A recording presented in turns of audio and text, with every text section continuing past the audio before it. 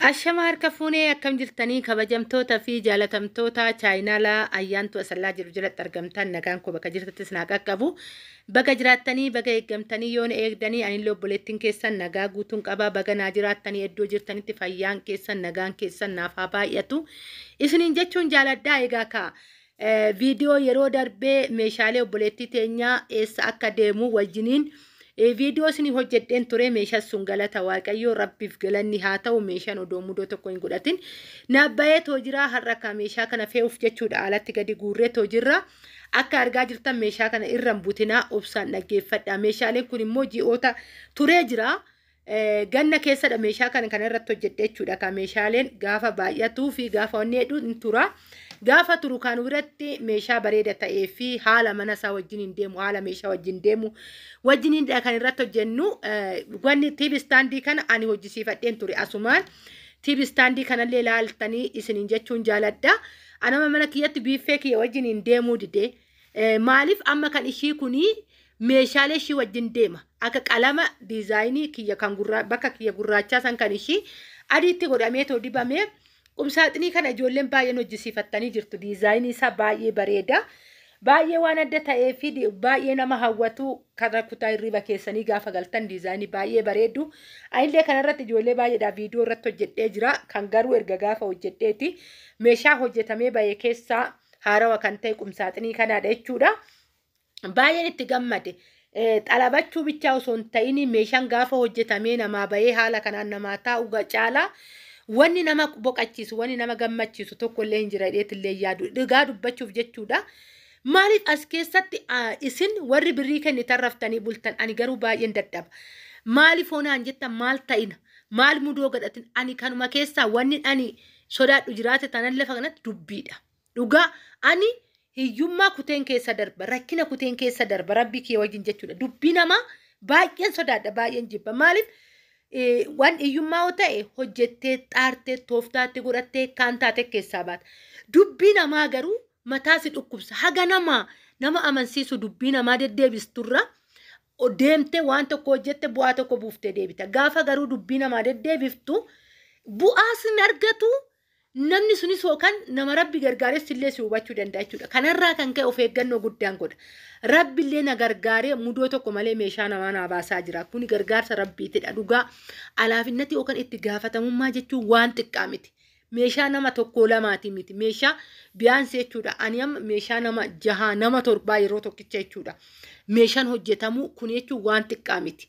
Itti gaafatamummaa ofitti gaafa fuutu guyyaa si oofa. Galgala si bilbilchiisa. Guyyaa si oofa. Galgala si bilbilchiisa. Callisee si teechisiisu. Gaafa rafee tumallee ama meeshaan abaluu kun akkamitti naabaa kan kanaa hoo agamitti naabaa jedhee yeroo yaadu faatuyyuu jira jechuudha. Garuu gaafa namatti haasa'amu xiqqaa namatti fakkaata. Gaafatamummaa gaafa ofitti fuutan meeshaan kun meeshaa baay'eedha. Meeshaa xiqqaa miti. Alkuma tokkicha hojjisiifachuuf gaafa deemtan rabbiin manaan isin haa ga'u meeshuma gabaa deemtanii too bitachuuf gabaarra olii gadhamaatanii zoortanii gaafattanii karakkartanii kaan taatanii jechuudha. Kan itti dhuftan. Miti kan amma as keessa laal harkaan kanan qaqqabe kana wanni bootaa biiffeeti biiffee mastaawutii miti. Rukuteen isinitti argisiisaa jira laaladha. Nuti mastaawutii miti kanachirra madandaraan mukaadha. Muka hoggaan jedhu immoo muka callisee kanaa miti zabanaawii muka yookaan orijinaala ta'e muka furdaa ta'e akka meeshaa sirriitti qabu. Amma fakkeenyaaf gizee suuraan amma natti dhufu suurumti fe'ee keessi isaa mastaawutiidha. Nuti garuu muka irratti galchina maaliif saanii achirra dardarraa meeshaa biiffeedha ta'u achirra dardarraa mastaawutiin garuu keeshem jettee gadi buuti. Warroonni naan jettan illee jirtan. Laala tokkoon banee keessatti isinitti argisiisatu jira jechuudha. Meeshaa kana mataa isaa kan of danda'e mudoo tokko kan hin qabaannedha jechuudha. Isiniin jechuun jaaladha. Algaarraan deebisee TV standidhaan deebisee qumsaa biiffeedhaan deebisee ishii immoo biiffee kichinii saniin deebisee algaadhaan deebisee galata waaqayyo baay'een itti gammada. Rabbitti haa torgu isiniin jechuun jaaladha.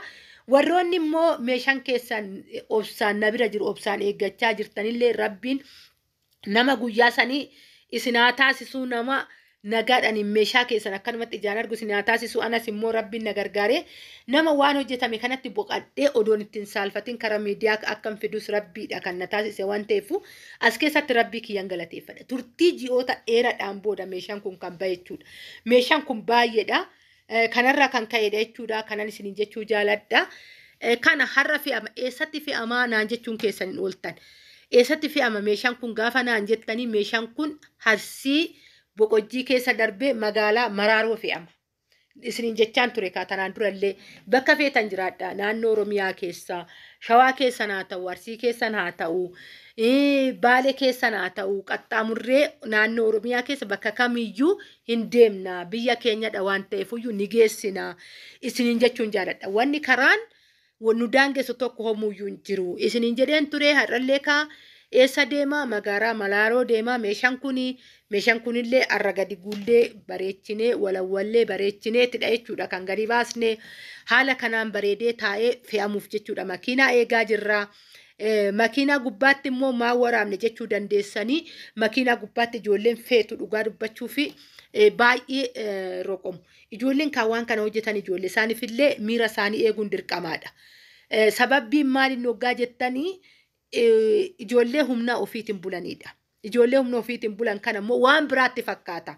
Anallee odoo ta'e sanuma baay'isawwee waan xiqqaa tokko gaafaan hojjedhu hojiin tuffadhee osoo hin taane itti fakkaata isaanitti. Keessattuu immoo ijoollee lafaa dhufa. Kanarra kan ka'edha isiniin jechuun jaaladha obboleewwan kooyi. Kanan viidiyoo makiinatti gizeen urguru waraabuu dhiiseef kanaafidha. Isaaniifis immoo sammuu isaanii eeguu qabna. Obboleewwan keenyadha hojiin kabajamuu qaba. Waraqaatti baafataniitidha ittiin bulanii kan mana ittiin bulfatutu jira. Kan ijoollee ittiin barsiifatu jiraachuu danda'a. Kan immoo ofiifuu ittiin baratu jiraachuu danda'a. Hin beekamu. Walumaa galatti waan fe'aniin illee hojjetanii ittiin jiraachaa jiran. Obboleewwan keenyadha dhiiga keenyadha. Kanaafuu sammuu isaanii eeguu qabna. Kanaafidha jechuudha viidiyoo kanan gizee makiinatti ol feenu waraabuu dhiisee fi akkanatti meeshaa gadi baaseen waraabee gizee makiinatti fe'amu dhiisee dhaabbadhee ilaala jechuudha. Maaliif isaan gammachuu hin qaban waan ta'eef maaliif waan tokko immoo hawaasni kee namni kee waan itti gammadu ta'uu qaba jechuudha. Waan tokko keessatti kanaadhaa isiniin jechuun jaaladha. Walumaa galatti meeshaa obboleettii xiyyaa eebbisaa fidhaa nagaadhaan itti galtee nagaadhaan itti boqattee nagaadhaan ijoollee ishii keessatti guddifattu haa ta'uufin isiniin jedha turtiin afaan gootaniif galatooma baay'ee.